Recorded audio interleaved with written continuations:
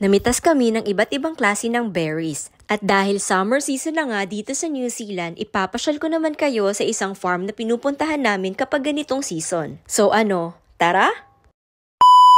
Hi everyone! Ako nga pala si Pam and I make contents about New Zealand and share our life here. Ang summer season nga pala dito sa New Zealand ay mula December hanggang February. At habang nakakaranas na ng pag-snow ang iba't ibang bahagi ng bansa, dito naman sa New Zealand ay nagsisimula ng uminit ang panahon. Mas mahaba na rin ang oras ng liwanag and that means more outdoor activities. At isa nga sa mga nililook forward namin during summer ay ang mag-fruit picking. And not too far from our place ay matatagpuan nyo na ang Rubiglen Orchard. Isa itong family-owned farm and business. And dito nga sa lugar namin, sila lang yung maraming variety or klase ng berries na pwedeng mag-pick your own. At hindi rin lahat sa New Zealand ay meron ganito. We're gonna go berry picking. There's a lot of kind of berries and I think we're gonna go on a long journey. Ano ba yan? Nangulangot ka pa.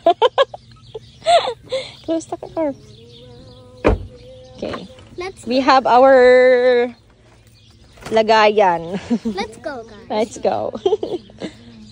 At dahil nakailang balik na nga rin kami dito, ay nagdadala na lang din kami ng sarili naming lagayan. Wala nga palang entrance fee ang pagpasok sa kanilang farm. Bali kayo nang bahala kung gaano kadami ang inyong pipitasin at kung anong mga uri ng berries. At kung ano man ang mga ipapatimbang nyo, ay yun naman ang inyong babayaran. If I like the taste, I will put it in there. If I don't like, then we're not gonna. Okay, we're gonna start In there. This is picking raspberries. Sa hilerang yun lang kayo pwedeng Is it mamitas. supposed to be red? Yeah. It's supposed to be. Come on here. Let me Let's try taste here. Look.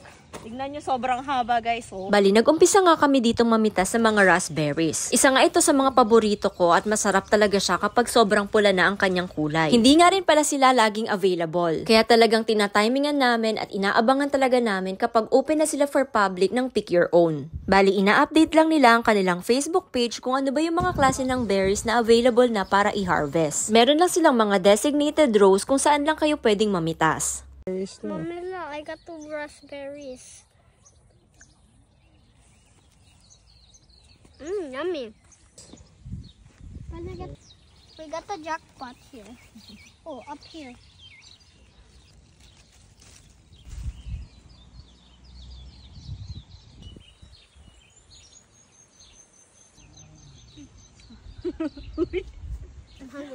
I'm hungry. Bukod nga sa napakasarap talagang mamitas, ay maganda rin talaga siyang gawin for family bonding.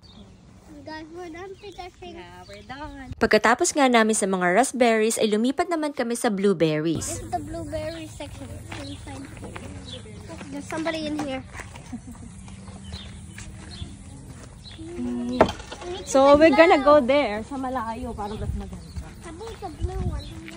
Konti nga lang pala ang blueberries nila dito compared to the other berries. Mabilis din silang maubos, kaya naman kapag nalaman namin na ready na sila for harvest at pwede nang mag-pick your own, ay talagang pinupuntahan agad namin ang farm na to.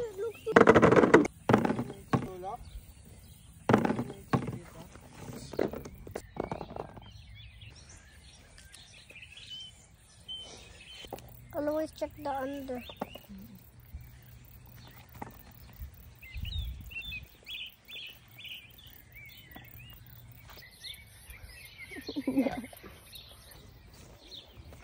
Pagkatapos nga naming mamitas ng mga blueberries, ay lumipat naman kami sa boysenberries.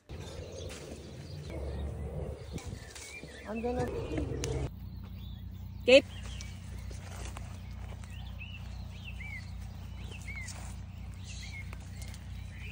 Maybe see if it's electrical.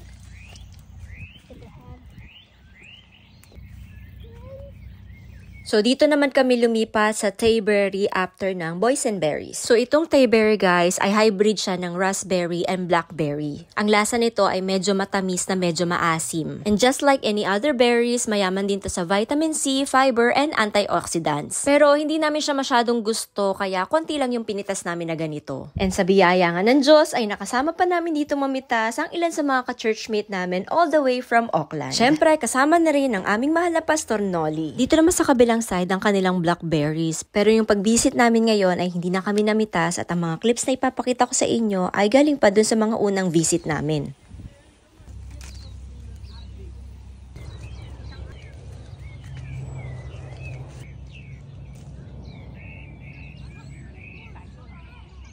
So dito nga guys sa kanilang farm ay meron din silang mga lemons. Oh, laki! Grabe na laki, oh.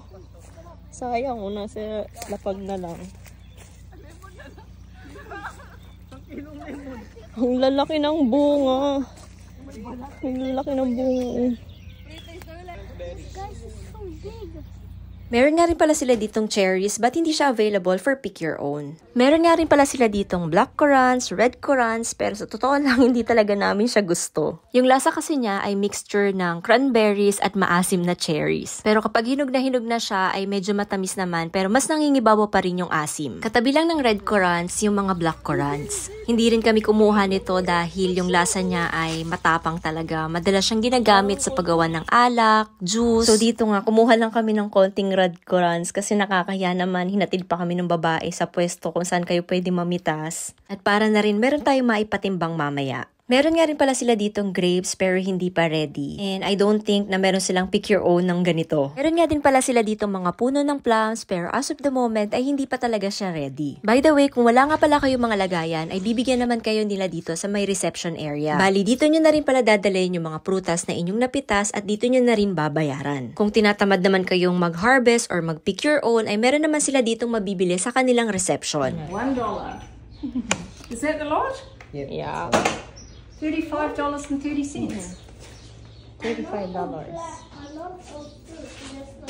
Isa lang to sa activity na magagawa nyo kapag summer dito sa New Zealand. Kaya naman, for sure ay marami pa akong maishishare sa inyo sa aming New Zealand journey kaya don't forget, follow for more!